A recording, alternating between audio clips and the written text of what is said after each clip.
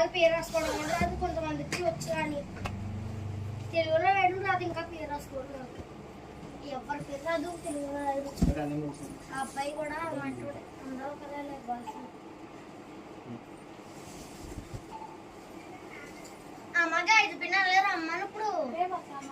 రేపా ప్రామిస్ మేము ఇవ్వం మీకేం. నేను ఎవరికే అస్సలు మీరు 1,00,000 రూపాయలు ఇస్తాను.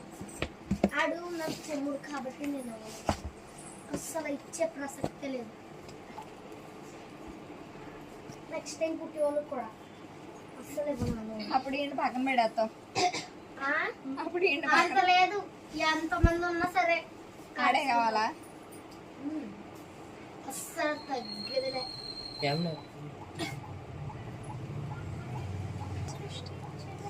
తమ్ముడు ఉన్నారు కదా ఆడికి ప్రొజెక్టర్ దొరికిందండి మొన్న సండే మార్కెట్లో. కొన్నాడా? కొన్నాడు అంటే అది మామూలుగా అయితే ఫ్రెష్ దాని ఏమంటారు ఫ్రెష్ ఎంతకి?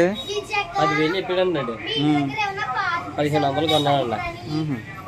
అవతరాడు తెలిసి ఉంటుంది దాని గురించి. తెలీదు ఆడికి మామూలుగా రామాయణాలు కొన్నాడు కదా. రామాయణ రాత్రి వ్యాక్సిన్ మీద వేసినట్టున్నారు కదా. సంచి నిండా వస్తాయి. ఎన్ని కావాలా? 3 సంచులు వస్తాయి. 2 సంచులు కానీ చాలా అమ్మా క్లాస్ హైయెస్ట్ వస్తుంది గోల్డ్ మెడల్ 5 కేజెస్ కన్నా ఎక్కువ తెచ్చామనుకో సర్టిఫికేట్.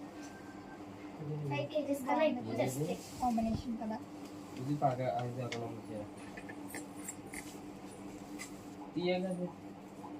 కాదు ప్రింట్ ఎందులో చేస్తున్నావు?